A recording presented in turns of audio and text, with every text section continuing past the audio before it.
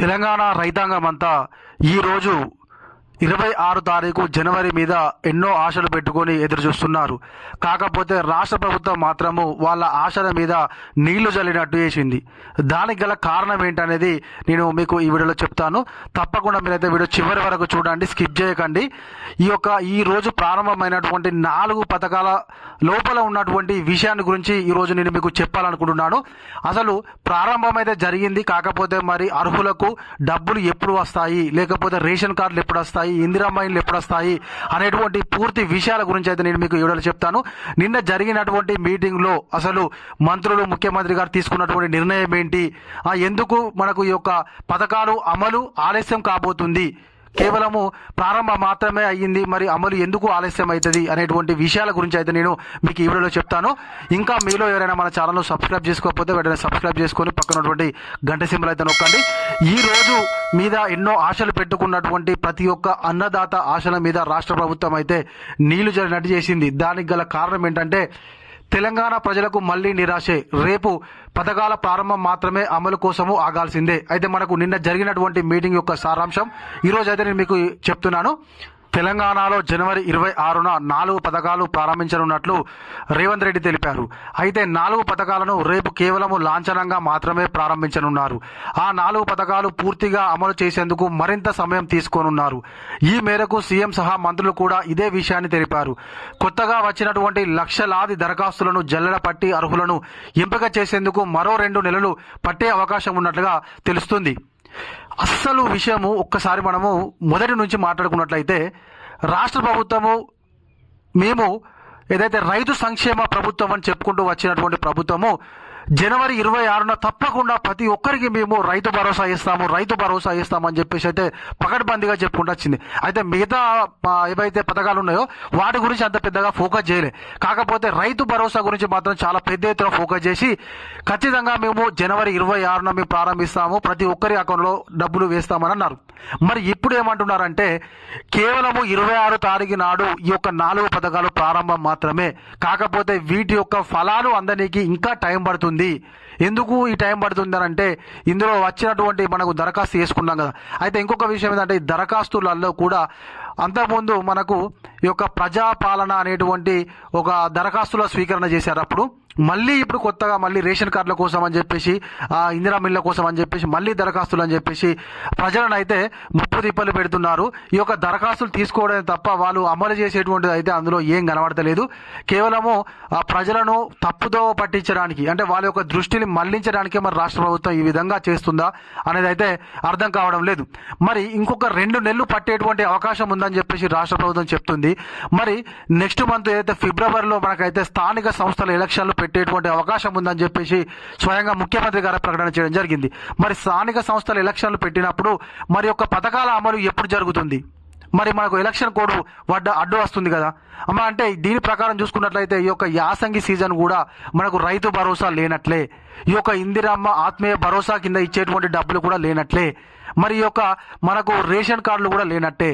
అయితే మొత్తంగా ఏంటి అని అంటే ఏం పథకాలు రాష్ట్ర ప్రభుత్వం అమలు చేయడం లేదు, కేవలం చెప్తుంది అంతే, చేయడం లేదు అనేటువంటి ఒక వ్యతిరేకతను వీళ్ళు దారి మళ్లించడం కోసం అని చెప్పేసి ఈ రోజు అయితే మనకు 4 పథకాలు ప్రారంభం చేయనున్నారు. అంతే తప్ప మనకైతే దానికి సంబంధించినటువంటి ప్రతిఫలాలను అయితే అందజేసేటువంటి ఉద్దేశంలో రాష్ట్ర ప్రభుత్వం ఉన్నట్లుగానైతే నాకైతే అనిపించడం లేదు. ఒకవేళ మీకు కనుక అట్లా అనిపిస్తేనైతే మాకైతే కింద కామెంట్ చేయండి. నేను చెప్పేటువంటి విషయం ఏదైనా తప్పు అయ్యేది ఉంటే ఖచ్చితంగా మీరైతే కింద కామెంట్ చేయండి. అన్న మీరు మాట్లాడింది కరెక్ట్ కాదు అని చెప్పేసి అయితే కామెంట్ చేయండి. నేను తప్పకుండా నేను సరిదిద్దుకునేటువంటి ప్రయత్నం అయితే చేస్తాను. ఎందుకు అని అంటే ఇన్ని రోజులు చాలా మంది ఒక రైతుగా, నేను కూడా ఒక రైతుగా చెప్తున్నాను, ఇన్ని రోజుల నుంచి వెళ్ళి రైతు భరోసా వస్తుంది అనుకున్నాం. కాకపోతే ఇప్పుడు మాత్రం రాష్ట్ర ప్రభుత్వము రైతు భరోసా కేవలము ఇంకొక విషయం ఏంటంటే కొన్ని పైలట్ ప్రాజెక్టుగా మన రాష్ట్రం మొత్తంలో 612 గ్రామాలను మాత్రమే రాష్ట్ర ప్రభుత్వం ఎంపిక చేసి ఆ గ్రామాల్లో మాత్రమే ఈ యొక్క 4 పథకాలకు సంబంధించినటువంటి ప్రతిఫలాలు ఏవైతే ఉన్నాయో పూర్తి స్థాయిలో 100% ఆ యొక్క 612 గ్రామాల్లో మాత్రమే అమలు చేసేటువంటి అవకాశం ఉన్నట్టుగా మనకైతే సమాచారము.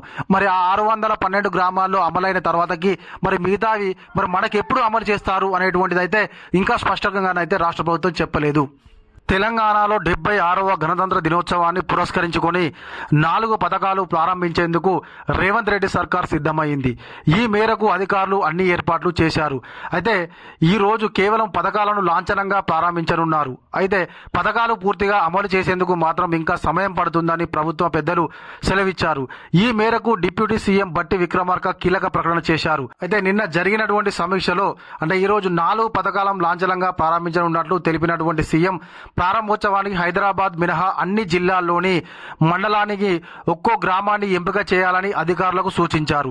ఫిబ్రవరి తొలివారం నుంచి మార్చి 31లోగా పథకాలు సమర్థవంతంగా అమలు అయ్యేలా చూడాలని తెలిపారు. నిజమైన లబ్ధిదారులకు ఏమాత్రం అన్యాయం జరగద్దని, అనర్హులైన వారికి లబ్ధి చేకూర్చితే సంబంధిత అధికారులపై కఠిన చర్యలు తప్పవని సీఎం రేవంత్ రెడ్డి హెచ్చరించారు. అయితే వీళ్ళు చెప్తున్న ముచ్చట ఏంటంటే మేము ఖచ్చితమైనటువంటి అర్హులను ఎంపిక చేయడం కోసమే మేము ఇంత సమయం తీసుకుంటున్నామని చెప్పేసి చెప్తున్నారు. మరి గతంలో ఇన్ని రోజుల బట్టి మీరు ఏం చేసిరు? అట్గానే ఉన్నారా? మరి ఇన్ని రోజుల బట్టి ఎందుకు అర్హులను గుర్తించలేకపోయారు?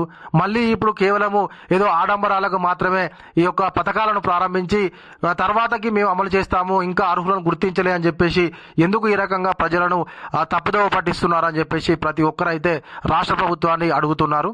అయితే నిన్న సాయంత్రం జరిగినటువంటి సమీక్ష తర్వాత సెక్రటేరియట్లో మంత్రులతో కలిసి బట్టి విక్రమార్క మీడియాతో మాట్లాడుతూ ఈ సందర్భంగా మాట్లాడినటువంటి బట్టి విక్రమార్క 4 పథకాలను జనవరి 26న ప్రతి మండలంలోని ఒక గ్రామంలో 100% అమలు చేయబోతున్నట్లు తెలిపారు.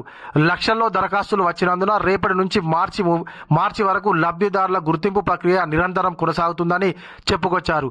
లబ్ధిదారుల ఎంపిక కోసము గ్రామ సభలు నిర్వహించామని, అర్హులైన అందరికీ సంక్షేమ పథకాలు అందిస్తామని చెప్పుకొచ్చారు. ఈ ప్రక్రియలో ఎవరు మిగిలిపోరని భరోసా ఇచ్చే ప్రయత్నం చేశారు. అయితే వీళ్ళు చెప్పొచ్చేది ఏంటంటే మేము అందరికీ ఈ యొక్క పథకాలను అమలు చేస్తాము. కాకపోతే ప్రతి మండలంలో ఒక గ్రామాన్ని ఎంపిక చేసుకొని అందులో 100% అమలు చేస్తారు. అయితే అమలు చేసినాక ఏమైతే అంటే వీళ్ళు చేసే కథ నెక్స్ట్ ఎలక్షన్లకు పోతారు. ఈ యొక్క ఏదైతే మండలకు ఒక గ్రామం ఎంపిక చేసుకున్నారో ఆ గ్రామంలో మాత్రం 100% వాళ్ళు ఈ యొక్క 4 పథకాలను అమలు చేసి నెక్స్ట్ స్థానిక సంస్థల ఎలక్షన్లకు పోతారు. వాళ్ళు అక్కడ పోయి చెప్పేది ఏంటంటే ఈ మండలంలో ఈ యొక్క గ్రామం చూడరు, ఈ గ్రామంలో 100% మన యొక్క పథకాలు ఇంప్లిమెంటేషన్ అయినాయి అని చెప్పేసి మనకు ఎలక్షన్లు క్లియర్ అయిపోతాయి. ఆ తర్వాతకు మనకు వచ్చేది లేదు, సచ్చేది లేదు. ఇక తర్వాతకు వచ్చేదే అనుకో, సచ్చేదే అనుకో. మరి ఏది ఉన్నా కూడా మనకు కేవలం రైతు భరోసా మీదనే రాష్ట్ర ప్రభుత్వం అయితే ఎన్నో ప్రెస్ మీట్లు పెట్టింది, లేకపోతే సబ్ కమిటీ చేసింది. దాని నిర్ణయం కోసం అని చెప్పేసి ఇన్ని రోజులు వెయిట్ చేసినామని చెప్పేసింది. ఇప్పుడు ఆ సబ్ కమిటీ నిర్ణయం అయిపోయింది, మొత్తం టోటల్ అన్నీ అయిపోయినాయి. మళ్ళీ ఇప్పుడు కొత్తగా ఏంటంటే అర్హులను ఖచ్చితమైనటువంటి అర్హులను గుర్తించడానికి మేము ఇంత లేట్ చేస్తున్నామని చెప్పేసి మళ్ళీ ఒకటి ముందటేసింది. ఇంకొకటి ఏంటంటే రాష్ట్ర ఆర్థిక పరిస్థితి బాగోకపోయినా ఇచ్చిన మాట ప్రకారం చిత్తశుద్ధితో రేపు 4 సంక్షేమ పథకాలను ప్రారంభించబోతున్నట్లు మంత్రి పొంగులేటి శ్రీనివాసరెడ్డి తెలిపారు. కొత్తగా వచ్చిన అప్లికేషన్ల కారణంగా రేపు మండలానికి ఒక గ్రామంలో 4 పథకాలు ప్రారంభిస్తామని, మిగతా చోట్ల ఎప్పుడు ప్రారంభిస్తామనేది ఫిబ్రవరి మొదటి వారంలో షెడ్యూల్ ప్రకటిస్తామని మంత్రి పొంగులేటి ప్రకటించారు. అర్హులైన పేదవారు ఎవరు అభద్రతకు లోను కావాల్సిన అవసరం లేదని చెప్పుకొచ్చారు. అభద్రతకు లోను కావద్దని బాగానే చెప్పారు మంత్రి గారు. కానీ మరి మొన్న రుణమాఫీ విషయంలో జరిగినట్టే జరగదన్న నమ్మకం ఏంది? రుణమాఫీ విషయంలో ఏం చేశారంటే మొదట రుణమాఫీ జరిగిన తర్వాతకి ఎవరు టెన్షన్ పడకండి, తర్వాత మళ్ళీ మేము సమగ్ర సర్వే ఇట్లా అవన్నీ చేయించినాము, కుటుంబ నిర్ధారణ చేపిస్తున్నాము, అందరికీ మేము రుణమాఫీ చేస్తామని చెప్పేసి అది ఇది అని చెప్పేసి మానే డప్పులు కొట్టుకున్నారు. ఆ తర్వాతకి మీరు చెప్పింది ఒకటి, చేసింది ఒకటి. అది అట్లుంటే 2 లక్షల పైన ఉన్న వాళ్ళని కూడా కట్టురు మేము మాఫీ చేస్తామన్నారు. కథ ఇప్పుడు పాపం వాళ్ళ గురించి మాట్లాడడం లేదు. ఇక ఇప్పుడు మండలానికి ఒకటే గ్రామం తీసుకొని ఆ గ్రామంలో 100% చేస్తాము, తర్వాత ఎవరు భయపడద్దు, అభద్రతకు లోను కావద్దు అంటే ఇక తర్వాత మీరు ఇయ్యరు అని చెప్పేసి ఎవరికైనా ఉంటుంది. ఇగో ఇట్లా రాష్ట్ర ప్రభుత్వం అయితే చెప్పింది ఒకటి, చేసింది ఒకటి. తీరా టైంకి వచ్చిన తర్వాతకైతే ఈ రకంగా మాట మార్చి తప్పుకునేటువంటి ప్రయత్నం చేస్తుంది. కానీ తప్పకుండా రాష్ట్ర ప్రభుత్వం చేతనైతే ఈ యొక్క 4 పథకాలు అర్హులైనటువంటి ప్రతి ఒక్కరికి అందేంత వరకు అయితే పోరాడాల్సినటువంటి బాధ్యత మన అందరి మీద ఉంది. ఈ యొక్క 4 పథకాలు అర్హులైనటువంటి ప్రతి ఒక్కరికి అందేంత వరకు అయితే నేనైతే పోరాటం చేస్తాను. మీ అందరి సపోర్ట్ కూడా నాకు ఉంటుందని చెప్పేసి నేనైతే అనుకుంటున్నాను. ఇంకా మీలో ఎవరైనా మన ఛానల్ సబ్స్క్రైబ్ చేసుకోకపోతే వెంటనే సబ్స్క్రైబ్ చేసుకొని పక్కన ఉన్నటువంటి గంట సింబల్ నొక్కండి. Thank you.